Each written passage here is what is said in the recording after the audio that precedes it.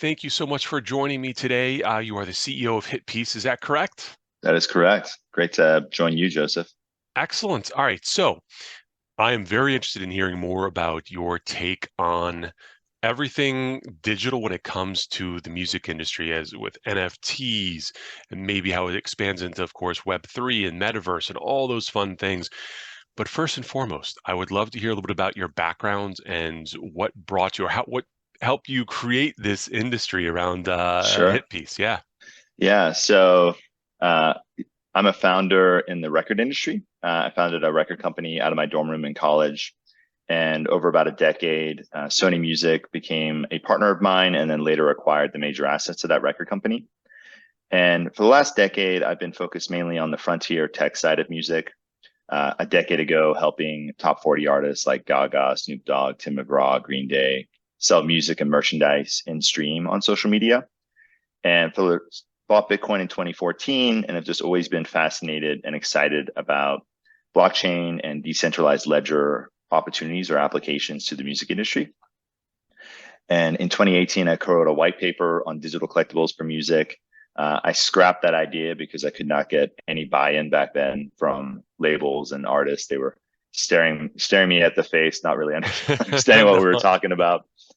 And then when I started to see artwork on the blockchain become a popular way to support artists and collect their art and show off what you own, as well as just allowing artists to create digital assets on the blockchain. And I felt like a couple of years ago was a better time to enter this space for music. And so my partner, Jeff Birmingham, and I, we co-founded HitPiece with the vision to bring artists into Web3 or create solutions for the music industry in this evolving model of both NFTs, but just also digital assets, Web3 and the metaverse all tied together. So where we're at right now is HitPiece is a site where it's essentially a launch pad for music artists into Web3. It allows them to create smart contracts, which are collections of one-of-one NFTs or edition NFTs, all sorts of ones, of their creative works. So they could be music, but it could also just be artwork, 3D files, music videos, any of their creative works, and allow people to collect them on the blockchain. And these collectors can show them off in the metaverse space. They can show them off to their friends to show their support for this music artist. And it can also be sort of a sense of nostalgia, right? You have a token that is from an artist that you love, and you get to show off that it's sort of tied to a memory you have with music. And what's getting really interesting is we're seeing artists. We have an unlock feature, so the ownership of the token can unlock access to content or an experience or virtual or real world experience. So we have artists already experimenting with it, launching token gated music albums. We had an artist create a whole album of music, but the only way you can hear it is if you buy their token, and the token unlocks your ability to listen to all that music.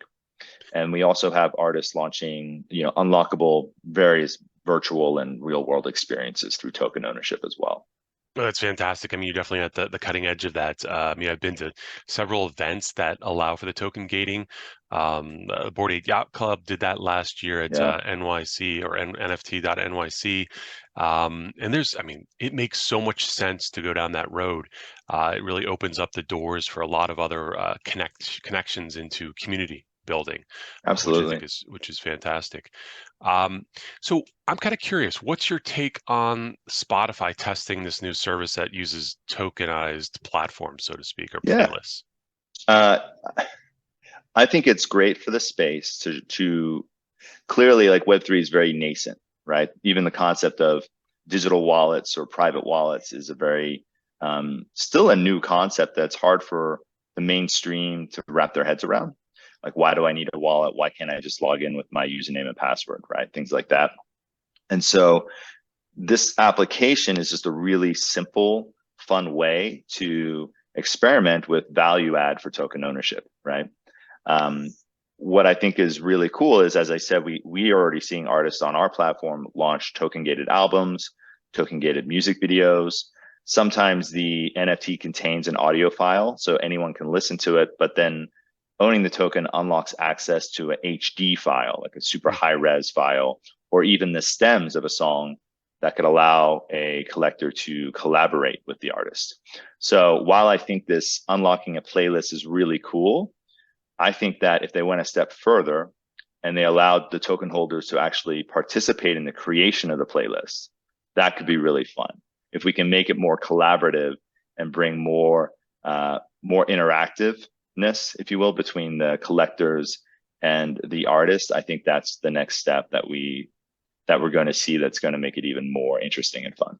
Really well said. It makes a lot of sense to me. So, one of the questions that always comes to mind when thinking about this in this space in particular, but really Web3 in general, is how do you easily onboard people in this space? I mean, it is still, and I've been in this space for probably too long, since 2011 with the original Bitcoin, for better or worse. Yeah. How do you get people to get that digital wallet, to know that they are, I have my private key, I have my public key, they're just, things I have to deal with. What's the easiest way for people to actually get involved in this? How do you get them onboarded? Yeah. So right now it's a lot of education, right? Explaining the purpose of having your own digital wallet, maybe versus setting up an account with Coinbase, which is a little bit more of a custodial experience, right? It takes a lot of education. However, I do think we and other platforms need to find more ways to streamline that. I know that there's folks working on getting rid of the seed phrase concept with regards to a digital wallet. And I think it's really exciting to see players like Reddit come into the space, and 6 million users on Reddit. A lot of them don't even know that they have a wallet. Now, Right. it's not a private wallet per se. It's a semi-custodial experience, but I think these are the applications that need to happen to onboard the tens of millions of people to come into this space, right? When I think about music specifically, Spotify has tens of millions to hundreds of millions of subscribers. A itty bitty small fraction of them have even purchased an NFT, let alone a music NFT or a digital asset from a music artist. So the more we can make it simpler for them to onboard into the space, I think the easier. And finding solutions that some people use the term Web 2.5, I think is going to have to be the key, while continuing to educate them on the values around private wallets and security, which is what I think makes it the optimum experience for people. No, it's a great point. And what's funny is, with the Reddit example, is that before they launched that whole thing, most people on Reddit were like, "There's no way I want to touch an NFT. Like, Yeah. forget that. That's a whole scam." All that. And all of a sudden, they launched this thing. They don't even call it an NFT, and they worked their way around that. And of course, it's very, very successful. So good for them to help onboard so many people all at once. Um, so there's a bunch of other things I'd love to hear your ideas on, and one's a little bit of a tangent to this, but I like to Sure. think that, for better or worse, blockchain and crypto and NFTs and DAOs and the metaverse, and AI are all starting to come together. Everything's kind of Mm, converging, right? And the one area that I talk about with people in the AI front, as it touches NFTs and music and the arts, whether it be music or just pure like design art, could be for music, is you're getting more and more generative art, right? And it's also music. So what are your thoughts on the ability that people are now able to say, you know what, this is the type of music I want to program, or I want the AI yeah. to create, and then creating NFTs off of that? What are your feelings on that front? Yeah, I think my sentiment's actually changing in real time with that. When I first started to hear about AI music a few years ago, I was quite antagonistic towards it. I was like, oh, I want human created music. I think that's what connects me to some human created piece of art. I love that. And as we've moved into this era, I myself have experimented with a lot of the both visual and music AI tools. And as someone that personally, my one of my only talents in life is recognizing it in other people. It's not necessarily having the creative talent myself. But now for the first time, I get to kind of feel like an artist. I get to feel like a creating new visuals or new music from scratch. So I think that's really fun. I think it is important in this space that we do label music as AI or AI supported. I think that if that music ends up on commercial DSPs, that it's labeled in such a way so that people at least recognize it and understand it for what it is. Also, I think it's also helpful to know that in the US, AI created music is not copyrightable. And I think that's the right move. I think that it makes it interesting when it comes to NFTs because they are traded, and a lot of people that mint their music on the blockchain believe in a Creative Commons approach to copyright. So they really don't care how people use their music in other forms and fashion. And with AI music, I think that totally makes sense. I saw an artist yesterday. I don't know if I can call it an artist, but maybe I will, where it was 3D AI created visuals of a group of people, and they called it a band, but all the music was also AI created. So everything from start to finish, from the visuals to the artwork to the music, was completely AI generated. So I think that's really, really, really fascinating. We all heard, gosh, I'm sorry, the DJ escapes me right now, but a week or two ago, a DJ published a video of him performing live, and he plugged in a few different AI tools to create what sounded like Eminem's voice, giving a couple bars on one of his tracks.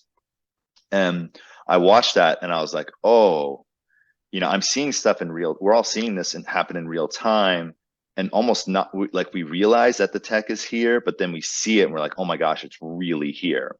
So this is going to get really interesting, right? Can you use AI to create a mimic of Eminem or a famous artist's voice and lyric choice and put it on a new creation and release that music? I'm not sure the answer to that, where, I understand music copyright. So I understand there's the master recording and there's the composition. And when you copyright a composition, it's the lyrics, the melody, the chord progression. But can you copyright or protect the sound of someone's voice?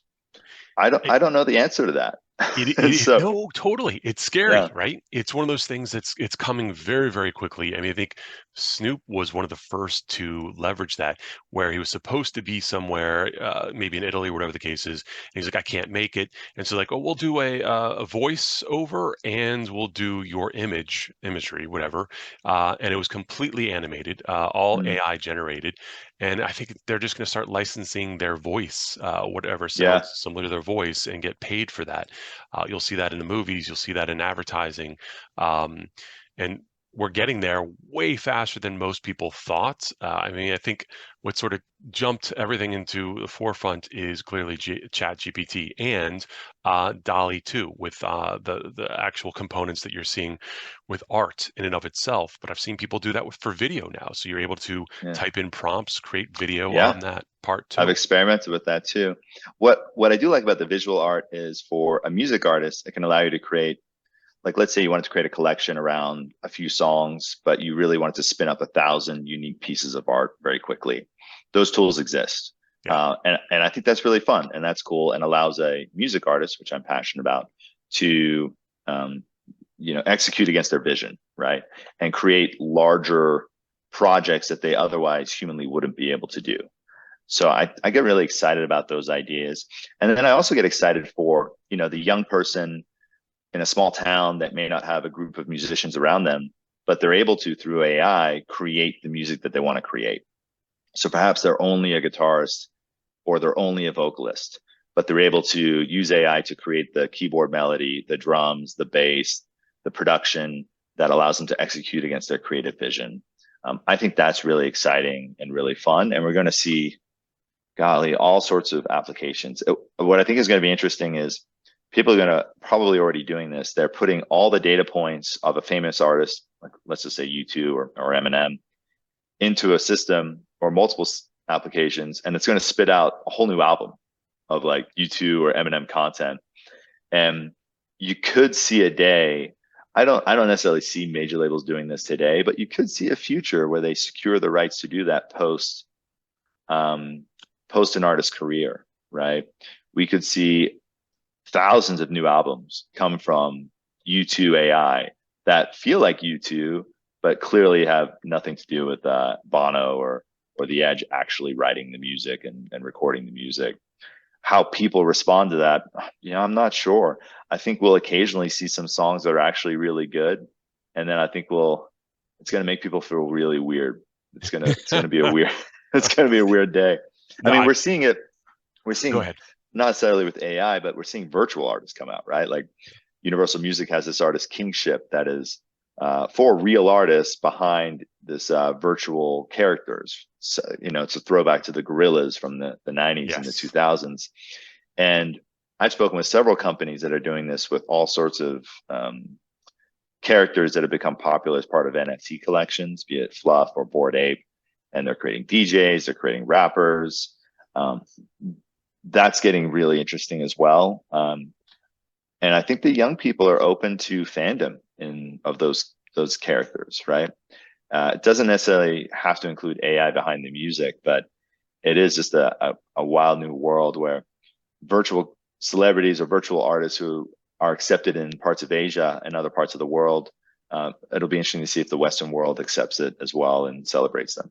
Yeah, I think I've gone down each and every one of those rabbit holes you've talked about, at least mentally. I've written about some of these things, but they are all around the corner. And it's things that we're Yeah. all going to have to try to figure out whether or not this is something we want. I have a feeling that it will be okay. People are going to be uncomfortable with it initially, but they'll get into it and they'll be like, all right, well, I kind of get this. It's just sort of the natural progression, even though it's the purest vision, not even close to what people are traditionally used to, but it is that growth that we're all moving towards, I believe. Um, so, hey, I got a question for you that I'm kind of curious to get your impression on. Um, Way back in, I guess, 2016, I started spending time talking about blockchain and royalties. And Mm, would blockchain solve the royalty problem that I think the music industry had? And you can say, Joe, there's not really a royalty problem. We've gotten this figured okay. out. Um, but back then, I sort of went through this picture of like where people are getting paid out, how much they're getting paid out, and how it's so distributed and very complicated. One, is that really a problem? And two, could blockchain and now NFTs solve this problem? That's a great question. I actually had this discussion last night at the KuCoin event. I'm at ETH Denver, by the way, Oh, Ethereum Denver conference. lucky Yeah. you. All right, all right. Yeah. So this came up last night. And it's kind of a long-winded answer. So let's see if I can summarize it in a simpler way. So with master rights, I think we're kind of good, if that makes sense. Like Okay. commercial DSPs track every stream, and that gets reported, assumingly accurate. Of course, we really don't know because the only people that really audit the commercial DSPs are major labels, and truly, like, artists and the major labels have truly benefited from the advent of streaming, and inherently, like someone like me who owns a small catalog of recordings, like I benefited from streaming. There was a period when my master rights felt kind of like languishing, like what, is this even valuable? And then when streaming really started to take off, it really created new life to this catalog of assets, which was cool to see. Now on the publishing or composition side, I think it can help. So there's a couple problems that come to mind. One is PROs in the US. So these are performing rights organizations, and their role is they're semi-governmental organizations, and their role is to collect performance rights on compositions and publishing. So right now, the way they do it is every restaurant, every public location that performs music overhead in any way is required to get a license from each PRO. In the US, we have BMI, ASCAP, CSAC, and Global, which is a newer one that started a few years ago and represents like superstars. And right now, to this day, it's still very much a sample of what's being played, right? Like the data of exactly every song that's being performed on TV, on radio, in films, and even in restaurants and bars and anywhere else where there's music overhead. It's not 100% accurately paid out. It's a general sample, right? Okay. So typically when this happens, the biggest songwriters in the world tend to benefit more than the smallest songwriters in the world. And we also have the challenge in publishing overall, where if you as a songwriter don't register your compositions with a PRO, such as BMI, ASCAP, or CSAC, after 3 years, that money is no longer collectible. So if you have let's not call it a major hit, but an indie hit, and you haven't registered properly, not only with the PROs, sorry, but with also a publishing administrator that can collect international royalties that the PROs in the US do not collect, you are leaving money on the table. And the way the system currently works is that money, after a few years, goes into a black box and gets distributed amongst all the publishers based on their market share. So it's literally like, Wow. like I've helped an artist, like, hey, songwriter, like you've had you've had millions of streams. Do you have a publishing administrator? No, it doesn't. They thought PROs collected that income. And I'm like, no, they don't. You need to register with the publishing administrator. When they did, immediately tens of thousands of dollars came into their account that would have disappeared. They would have just Wow. never been able to touch it if they do it. So this is where I think blockchain can potentially solve this type of problem, because you could allow a system, and I don't think Ethereum is the proper blockchain for this specific application, but you can allow a system that ties every single composition and the splits to an NFT that allows these systems to automatically trigger everything so that it's much more accurately grasped and distributed. And then also on the sync side, so occasionally what will happen is if a music supervisor for film or TV syncs a hip hop song, they think they're getting all the rights to sync it. After it gets placed in the TV show and the TV show's running, they'll get a call from someone who made the beat, and he'll be like, yo, this person didn't have the license to my beat. You gotta pay me too. So this does happen, and it makes it very frustrating for supervisors, because they assume that they're doing everything to get the rights, but the artist who made the recording or participated in making the composition didn't actually get those rights. So enter blockchain. There could be a way for supervisors and licensors to confirm that that artist has all those samples cleared, right? So there could be a way to confirm on a blockchain that, hey, every sample has its own NFT, and we can clear that they've actually cleared all these samples, and it's already tied to this song. So we feel much more comfortable in licensing it because they have confirmed that they have all the rights to it. So that, I think, is also interesting, and an interesting application. The reality is, because the music industry has these large players, namely the large PROs, that system would need to be built in tandem with all the publishers, with all the PROs, to get global buy-in, right? Okay. A startup just trying to build it and hoping that everyone just adopts it, or hoping to go directly to the artists and songwriters to start utilizing it when they finish their compositions to register them. I don't think that's going to scale, because you need complete and utter global buy-in for the system to work. Mm. Yeah. My goodness, I didn't know it was that nuanced, and you went through that incredibly well. So I appreciate that. I've always been like a little bit fuzzy on some of those concepts, or the organizations, the standards, all that stuff that sort of leads into it. Fascinating, really fascinating.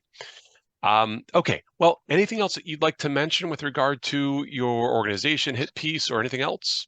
Yeah. First of all, like we have a variety of digital assets or NFTs available from music artists on our site right now, from Rick Ross and then upcoming projects from Fetty Wap and ATL Jacob, who won his first Grammy.